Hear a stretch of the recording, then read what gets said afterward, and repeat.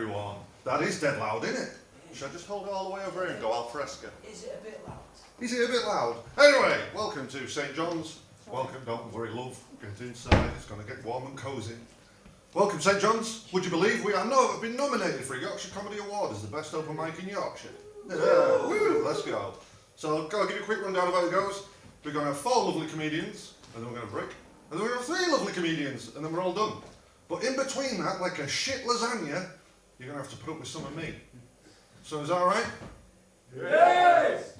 Good stuff. This is a new material night, because as many of you know, comedians aren't like musicians, we can't do covers. If somebody came up here and went, garlic bread by Peter Kay, you'd all be fucking livid. So with that in mind, garlic bread. But yes, thank you very much for coming. Who's been here before? Give me a cheer. Hey. Give me a cheer if it's your first time. Hey. Ooh.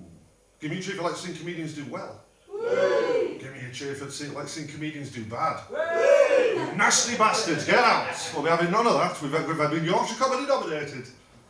No, but with the new material in mind, I thought I'd tell you about what I've been up to since I last saw you. I've progressed in comedy. You end up getting random offers to do random things when you've been doing comedy for nearly 3 years. And I got asked to do voice work in a film. Because, you know. And then I found out that doing my voice is harder than doing an impression of someone. And it was only a dead tiny part. I just had to be the voice on the phone when you call the police. Because apparently this voice sings authority.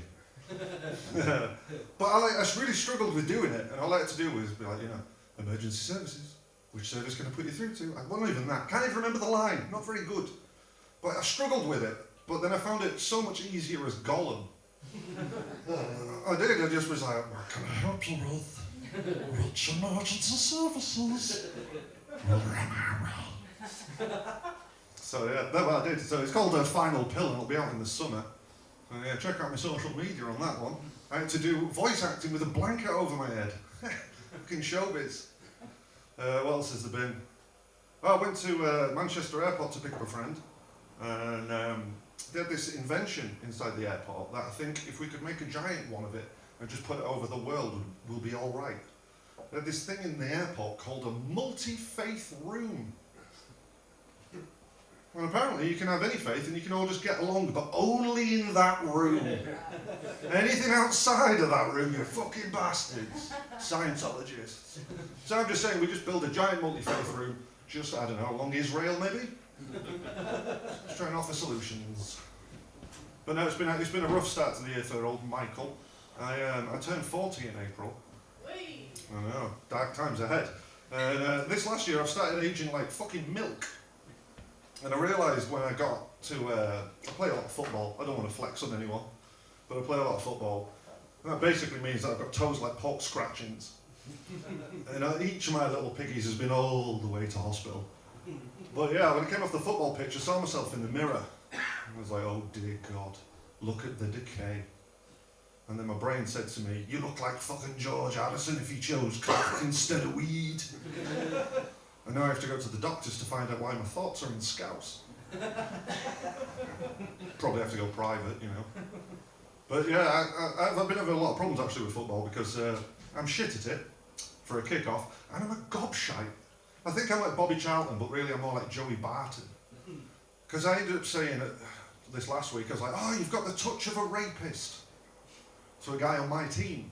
But you know, I think the lads still support me. I mean, since they found out I was doing comedy, they've all started calling me Michael Methintyre. So I mean, yeah, they support me to the lads. I think that's about it on football, isn't it? Oh no. Nah, fuck it. No one likes blokes talking about football, which I understand, because I don't like blokes who like football. I usually try to keep it inside myself. Which is complete opposite to how I was growing up. Because my dad was in the army, right? So growing up, I always went to like different schools.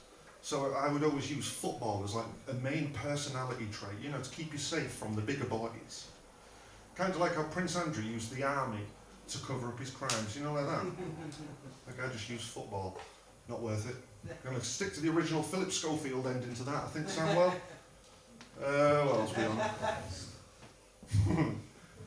What else we got?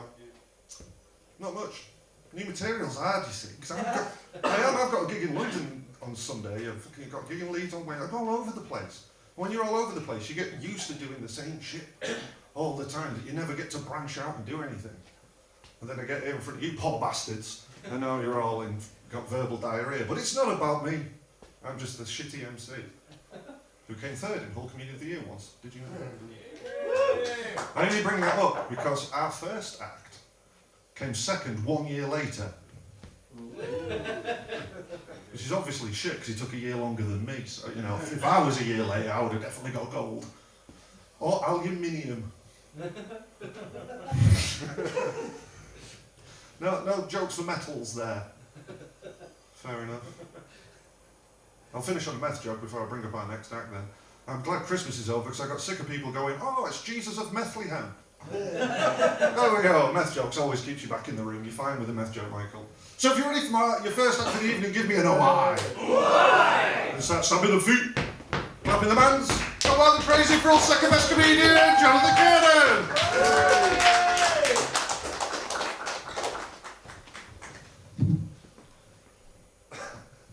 Have a round of applause for Michael Cook for shoehorning a Gollum impression into another piece of material. I do want proper joke to start, and then it's going to be punishingly tedious new material. What's the difference between David Seaman and my semen? David Seaman's never been found at a crime scene.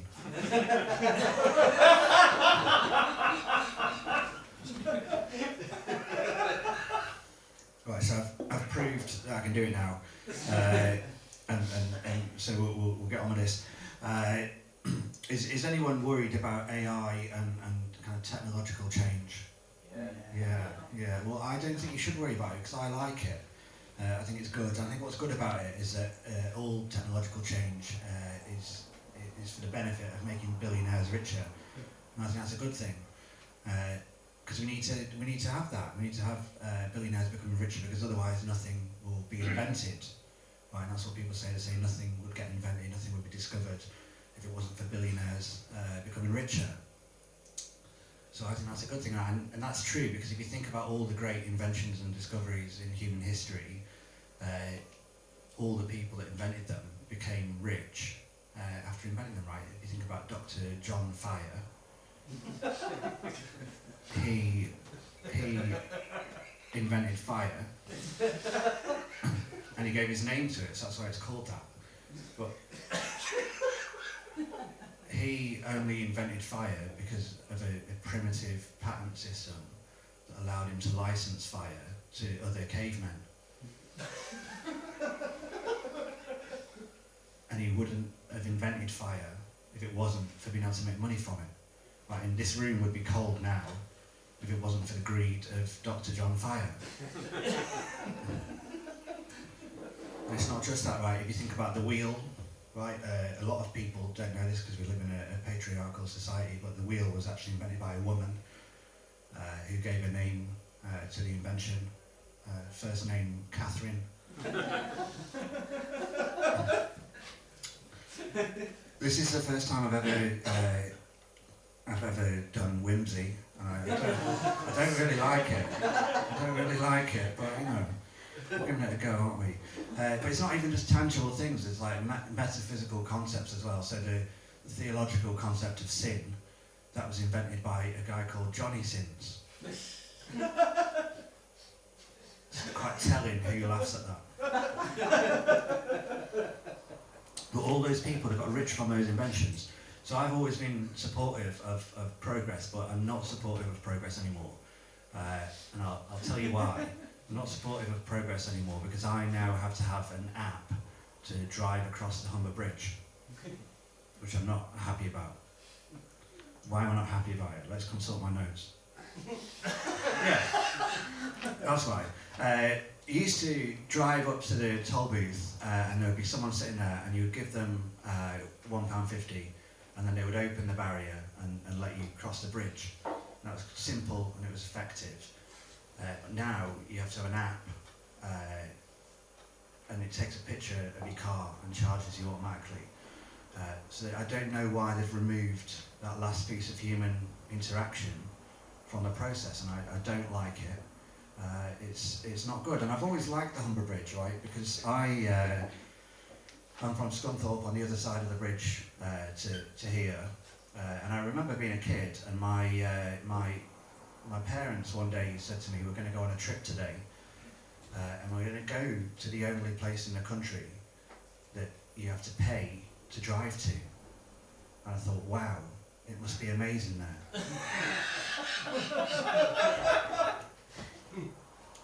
And then it was here, wasn't it? Well, no, I do like the Humber Bridge. Before the Humber Bridge was built, to get from Scunthorpe to Hull, it would take about an hour and a half. You had to drive all the way around the Humber estuary. And they first suggested building a bridge in the 1920s, and then by the time it was finally built in 1981, the M62 had been built. This is just a TED talk at this point. The M62 had been built, and that had shortened the journey time somewhat, right? And there's a good bit in the Wikipedia article about the Humber Bridge, which I have read, and it says, by the time it opened, the Humber Bridge was a victim of the success of the M62. And if you can believe it, that is going to be the punchline at the end of this bit.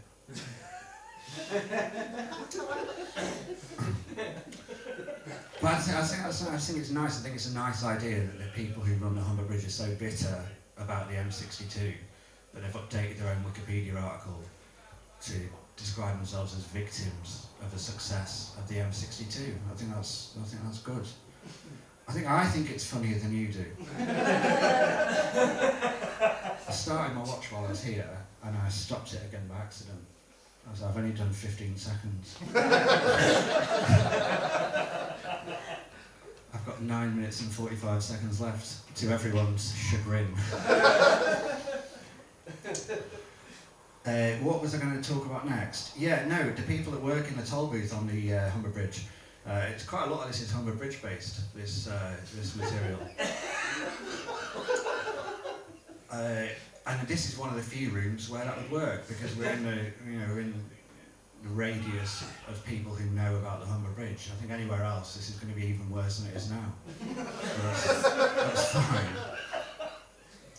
But I like the people that work in the toll booth in the Humber Bridge, because they always seem very happy, despite the fact that they've got what seems like quite a dull job. Like, the job is basically take the payment, press the button to raise the barrier. Take the payment, press the button to open the barrier. Take the payment, press the button to open the barrier. And it's just that all day, and yet they're always cheerful, or they were before they got rid of them. They're always cheerful, and I think that's really nice. It's quite inspiring to me. But I went across the bridge recently, just before they changed the tolling system, which I've already mentioned. And I know you're all interested in it. There's an app. You have to have an app. You have to have an app to cross the bridge. I've lost my train of thought. No, I was crossing the bridge, and a woman in the toll booth, she said to me, "What's that button on the side of your car?" I said, "It's not a button, it's just a little decal. It's part of the design of the car." And she said, "Well, it looks like a button." I said, "Well, it's not a button." And if it was a button, I would know that it was a button. She said, "Are you sure it's not a button?" I said, "It's definitely not a button. That's just what the people at Fiat who made this car thought the car should look like." And she said, "Well, I'm one of those people that whenever I see a button, I just want to press it." And I thought, 50% of your job is pressing a button. But that's contingent on the other 50% of your job, which is making sure someone has paid to cross the bridge before you press the button. I thought this was much funnier than you do. But it carries on for quite a while. No, but 35,000 cars a week cross the Humber Bridge. Still on the Humber Bridge. That's for the mathematicians. That's 1.8 million cars a year, £1.50 each. that's £2.7 million a year that the Humber Bridge board would be out of pocket if everyone just liked pressing buttons. So that woman is clearly unsuitable to perform her own job. And I think she should be sacked. But it made me angry. I didn't say any of that to her. But it made me angry because I thought you're the reason why I have to have an app now. Because you can't be trusted to not just press the button whenever you feel like it. And I thought, what can I say to this woman that would make her as angry as I feel now? And I thought, what would make someone who works at the Humber Bridge angry? So I said to her, you are the reason why the Humber Bridge is a victim of the success of the M62. That's obvious, all right, isn't it? Wants a bit of trimming in all the places. But, what else have we got? A drink. I've been accused, if you can believe it, of not being very accessible as a comedian. And I don't know why people think that. But I tend to talk about things that I'm interested in and not necessarily things that an audience is interested in. So what I'm going to do is I'm going to try to talk about things that you as an audience are interested in, and we'll see how that goes. What I'll do is I'm going to ask you for suggestions, and I will improvise on the spot jokes about those suggestions, and then we're talking about things you're interested in. So I just want like two topics, and I will make a joke about it. So just shout out whatever you want. Scaffolding. Stop! I heard autism and I heard cuckolding.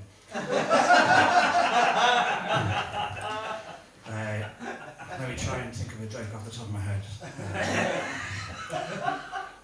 I was talking to a bloke the other day, and he said he was autistic, but he also enjoyed being cuckolded. And I said, wow, you must really enjoy watching people run trains.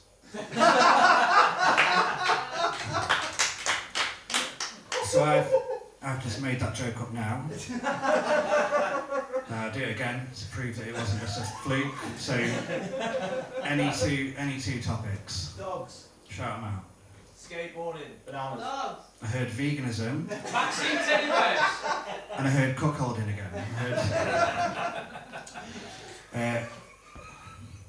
I was talking to a woman the other day, and she said her husband was a vegan, but he also enjoyed being cuckolded.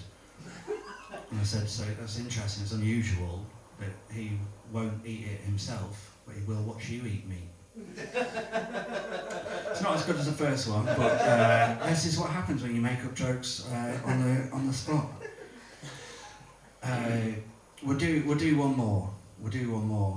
Any two topics, Guinness. just shout them out. Shout out any topics. I heard the Reform Party, and I heard cuckolding. I think it's the same person saying cuckolding every time, but I can't really tell who it is. I haven't actually worked out how this joke works, but it's something about men entering places, isn't it?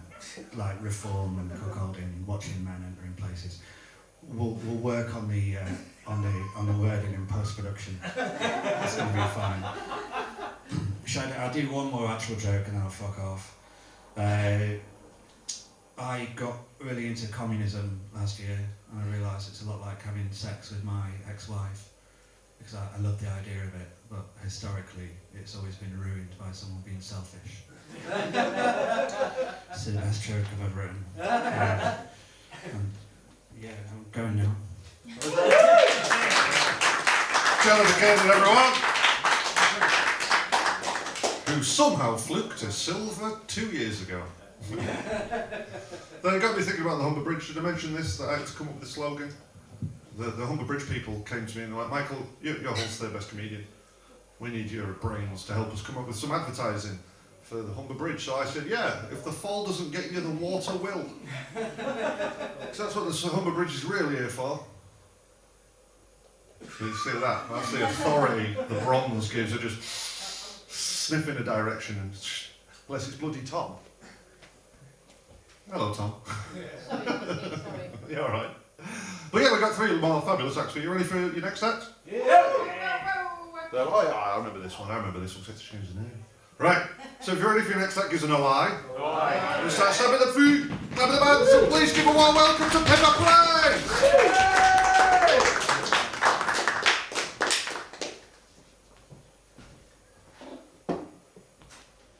Hi, thank you.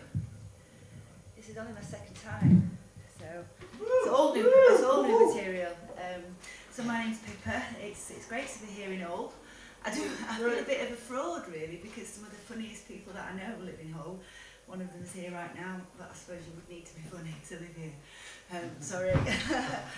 Yeah, so I'm single, and one of the things about being single is that I like to read. I read a lot, and they say take a book to bed with you, and you don't go to bed alone. I mean, I wouldn't go that far, but one of the genre of books that I like to read is I quite like the sexy books. Does anyone here like the sexy book? Okay.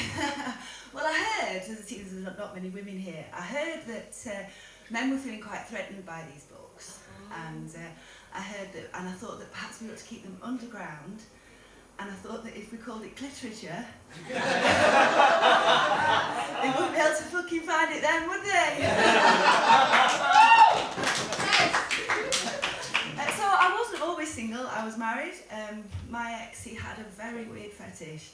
Once again, anyone here had an ex with a weird fetish? Yeah. Yeah, oh okay, not just me then. So my ex, he used to like to dress in his own clothes and act like a massive cunt.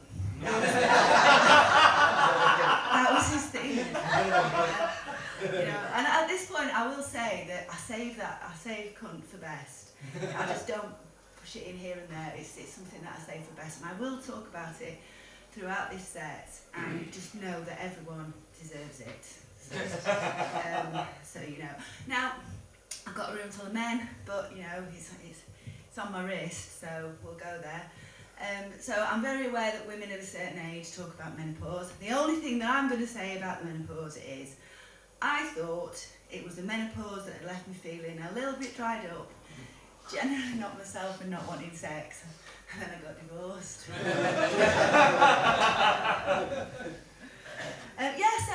Being single recently, I went to the sexual health clinic. You have to look after yourself, don't you? I wanted a full MOT, so to speak. She got a list of questions to ask me. One of the questions was, when did you last have sex? So I told her. And then she said, what kind of sex was it? And I said, well, it was great. How much do you want to know? And then I realised that's not what she was asking. She was asking if it was anal or oral, you know. So I felt a bit daft then. But then she went on to ask, had I ever paid for sex?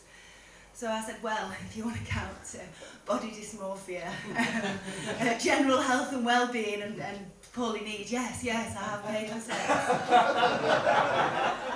I've lost some weight recently. I have been walking and climbing out in the peaks and out in the Lake District. I'm going to have a drink with my mouth drying up. So, out in the Lake District, and it's really beautiful out there, and I climbed the Old Man of Coniston, and it was really hard. It was so much harder than the old men I'm used to climbing. So I come from an era where when you finish with someone, you ask for your CDs back and your hoodie. No, I'm keeping the hoodie, but you ask. These days it's, can you delete all the pictures of my arsehole, please? Get rid of that shit floating about, yes. So I think, I'll tell you about my brother. So it isn't comedy. My brother's blind. He's also a massive cunt. He's awful. He's just awful. And someone recently asked me how blind he was, and I said, well, you know, on a scale of 0 to blind, he's up there at blind. He's also got the stick and the glasses, so you know, all the merch. You know. Full kit wanker. Yeah, the whole lot. And he's in the AA, you know, not the driving kind, that'd be ridiculous because he's blind, but, you know, he's in the AA, and he wrote a letter saying, sorry for being a cunt, and I was like, oh, he's going to have to come out on my set. And then just before Christmas, he was a cunt again, so, you know, phew. So, but last summer, I was getting ready to go to this wedding, and he had been awful, and I was stressing about going to this wedding. And I said to my friend, I'm really stressed about seeing my brother. And he said, you women, you make a drama where there isn't any. What you talk about, see your brother, he's fucking blind, isn't he? When you see him on the dance floor, like this.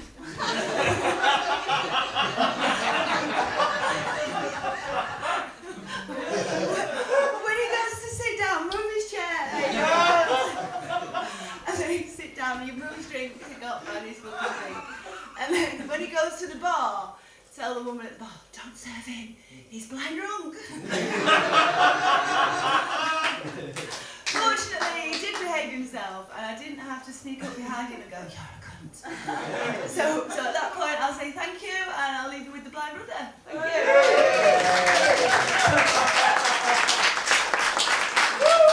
Give it up for Pippa Price, everybody. Second time you're doing comedy, that Pippa. Thank you. I should get the flowers. Second time. Yeah. Tremendous, dear. Tremendous. Thank you. Though as a complete wanker, I'm like, how many Ramones songs do you know? Anyway. If you say Blitzkrieg Bob, it don't fucking count. But no, give it up for Pippa again, everyone. That was brilliant.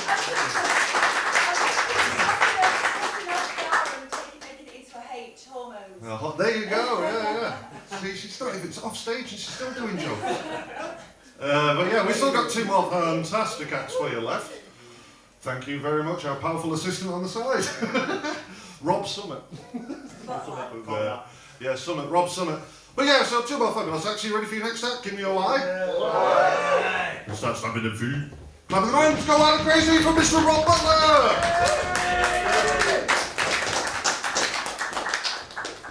Good evening, everybody. How are you all doing? Well? I know what you're thinking. The Nintendo Me avatar's aged a bit.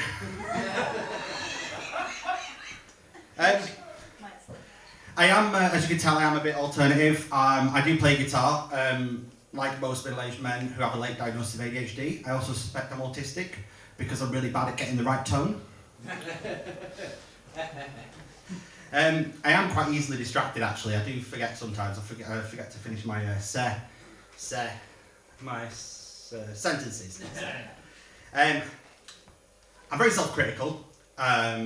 I am a bit like a 20-year-old Alsatian at the vets, getting reincarnated as a 20-year-old Alsatian at the vets. Getting reincarnated, sorry, I can't stop putting myself down.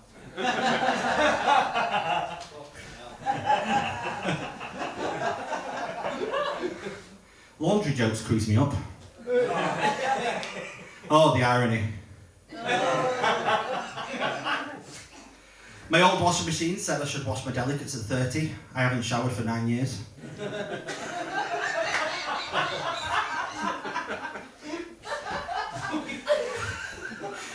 Just to give you some backstory on my midlife crisis, it started when I got married. I got married on Pi Day, which is genuine, just coincidence, 3.1415, which was March the 14th, 2015.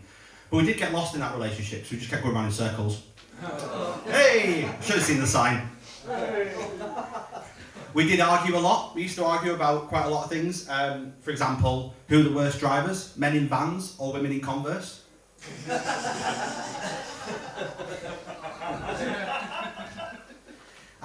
It got really bad when we took it into the bedroom, because every time she took off a top, I always gave her one of my grandma's old ornaments. It was all tit for tat.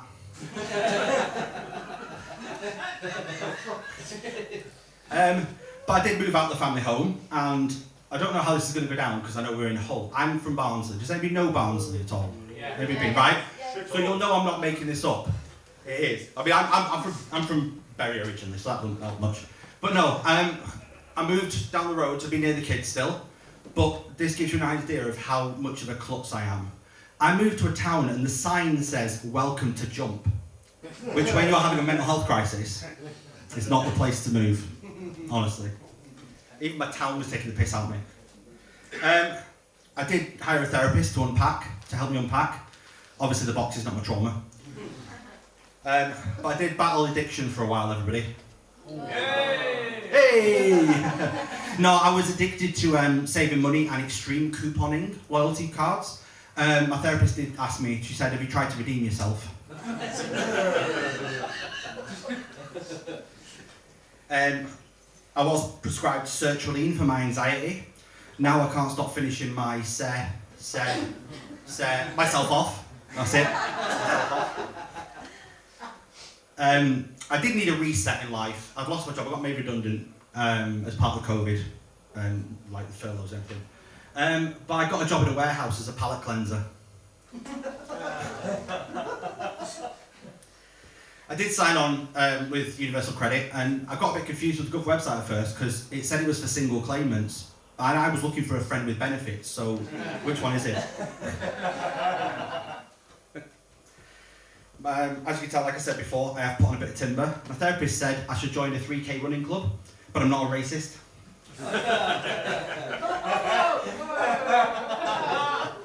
On that subject, actually, well, I remember, Meatloaf's turning in his grave. He's heard that Nigel Farage wants to take on one of his songs on as the official Reform UK song. It's called Boat Out of Hull.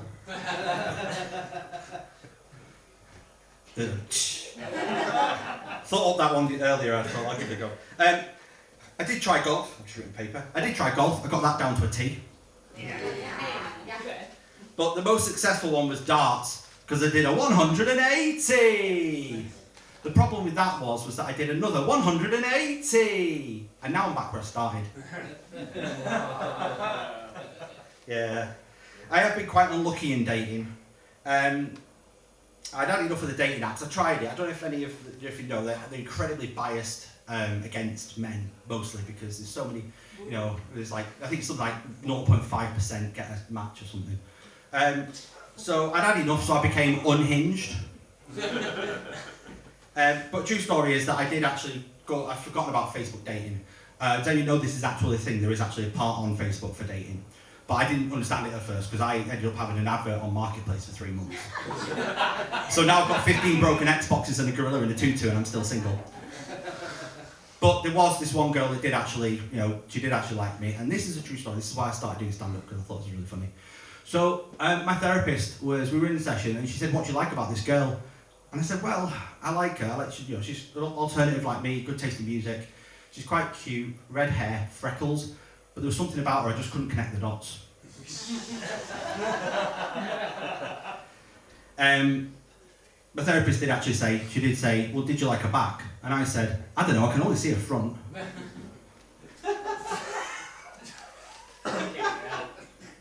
That bit was the true story. Where am I? I've lost my page. It won't be long now, I'll leave you. Okay, so, I don't know if I've said this before, but I am quite open-minded with my sexuality. I don't really care, for the most part, what you are and what you've got and body parts and all that. But I was really interested because I got talking to this trans lady, and I don't know if you're familiar with the concept of dead naming. It's quite a taboo, you know, you've got to be careful, you've got to tread carefully with sensitive subjects. But I was genuinely curious, I was asking her, I was like, I didn't understand what she was saying, and this is where my brain went. So I thought she was saying she used to be a black American comedian because she said she was Richard Pryor.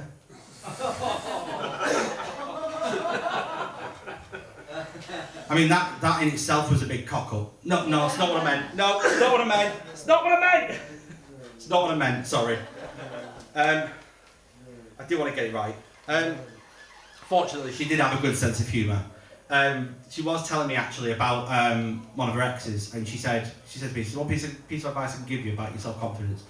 She said, it turns out having a big penis doesn't make you happy after all, because her ex was hung like a horse and he had a very long face. But I'll leave you on this.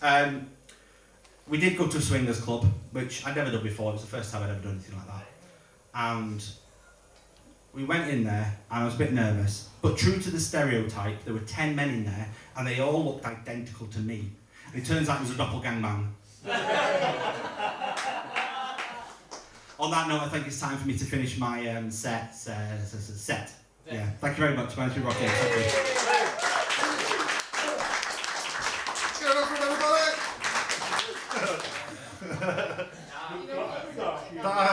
But yeah, that was our last act, so give it up for all the action we had in that first half.